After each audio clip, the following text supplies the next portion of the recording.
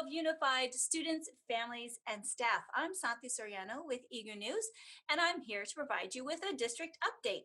Now, on EGU News, we focus on healthy minds, healthy bodies, and healthy learning, and of course, keeping you updated on district activities. So, here is your district update for April 2nd, 2021. Wow, we gained momentum this week with reopening schools. Current data shows that an average of 39% of elementary students and 24% of secondary students enrolled for in person learning. And we anticipate these numbers to shift once the 4-day per week in person learning option commences. Now, yesterday and today, we welcomed our secondary school students back to school, and many were wide eyed and in awe walking through the gates of their middle or high school campus for the very first time. Morning. Kayla. Good morning, This is Kayla. How you Gutierrez. This doing? is Kayla. Kayla, how She's you brand doing? new to Valley. All right. You guys, there's a map right here. You want to get a map? We have a map already. Well, welcome to Valley. I'm This excited is to be Mr. here. T. He's our school principal. Let me know if you need anything, Kayla, okay? Okay. Good morning. ¿Cómo estamos? Bien. Bien, bien. Bien, bien. ¿Hasta el mapa? ¿No gusto po mapa? So, good morning, sir. How you doing? Welcome, welcome, welcome. Good morning, good morning. How you doing? How you doing? Good. Welcome. Make sure you have your mask properly placed all the time. Make sure to follow all the guidelines and make sure to have fun. Now, for our YouTube viewers, EGO News went out and visited a few sites just to see how the first day back to middle school and high school was going. And let's take a quick look at the students that we saw coming in from Samuel Jackman Middle School. We even stopped in at a PE class featuring teachers Marty Clark and Tina Gray. All of the seventh graders who were on campus on that day, it was their very first time ever at the Jackman campus. We then rolled on over to Valley High School to see Principal Gutierrez welcoming students on campus. There's a map right there if you need a map. Now, every student arrived prepared with masks, and for those who were new, a campus map was provided, and there was lots of floor directionals on the pavement to help students out with that flow of traffic on campus. Our next stop was a quick visit at Elk Grove High School to see what students were up to in Mrs. Welch's agricultural class. Okay. While the rest of our crew at home is gathering their supplies, the yellow document in front of you is your lab sheet, so that if you would like to see the directions in front of you, you have them. And then you can type into your document on the screen, or you can write directly on the paper, whichever is more comfortable for you. All of the students, there were students both in in-person learning and there were students in distance learning, all working together on an interactive, hands-on lab assignment. Now, for those that were at home, family members were invited to partake in the sensory lesson that they were going through. And in the classroom, students could discuss their findings with each other. They had fun with each other. They were putting Vaseline and whatnot on glasses, so it was a sensory of being able to see.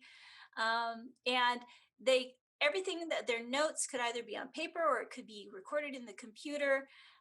But it was a really fun experiment, both for those at home as well as those in class. At least it was fun for me to watch. Big shout out to Mrs. Welch and her students at Elk Grove High School. Moving forward, we want to avoid any further COVID-19 exposure or transmission, and we will remain vigilant about encouraging face mask wearing, the avoidance of large gatherings as much as possible, physical distancing, and of course, maintaining that healthy hand hygiene for all of our community. Graduation plans are now underway, and preparations for at least 3 graduation options are being worked on, whereby each will align with state and local public health guidance. Now, more details and instructions will be forthcoming to help families make arrangements should the graduation event be offered indoors, outdoors, and or virtually. In essence, our graduation plans must adhere to the attendance or capacity limitations that the guidance, will shows us. We are ensuring that for those students who may not be comfortable with attending an in-person graduation, that a virtual alternative will also be available. Now, looking ahead, the development of the 21-22 school year is rapidly moving forward. We usually start in July.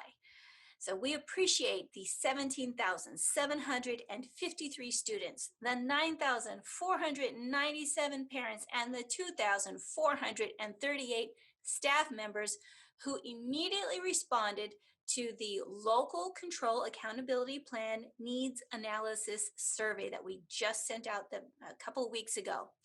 This level of response, 17,000, 9,000, and 2,500, and the input really demonstrates the care and the value that education has within our community.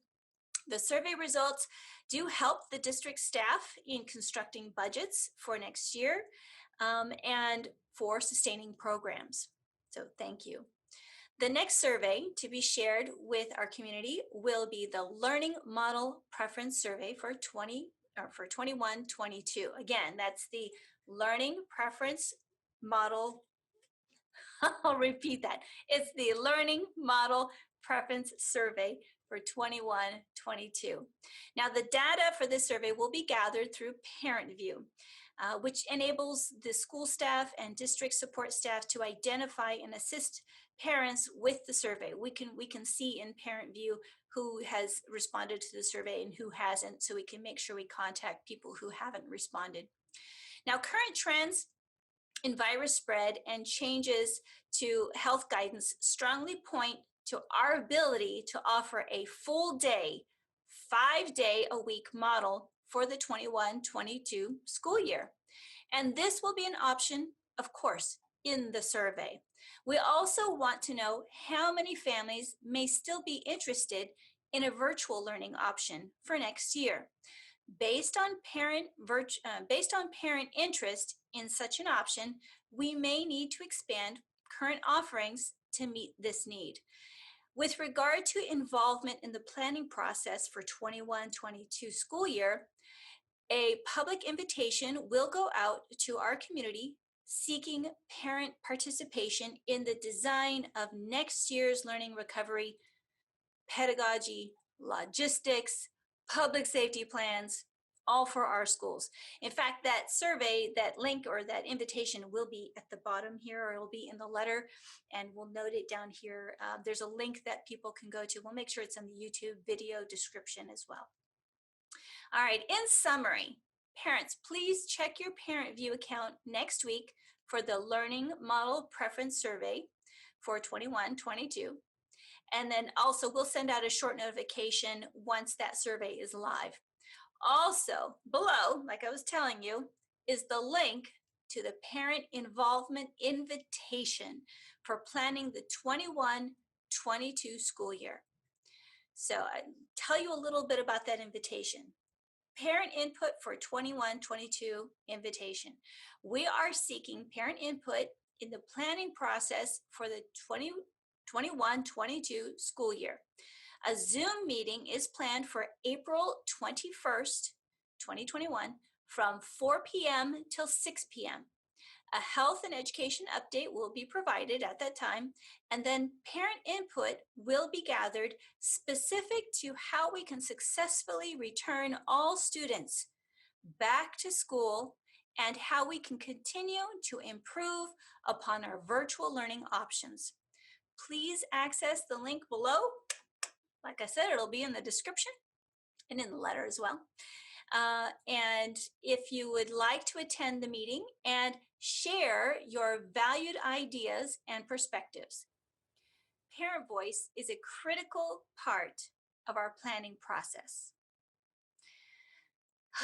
That ends our EGU News update. Remember to subscribe to the Elk Grove Unified School District's YouTube channel and click on that little bell icon to receive notifications.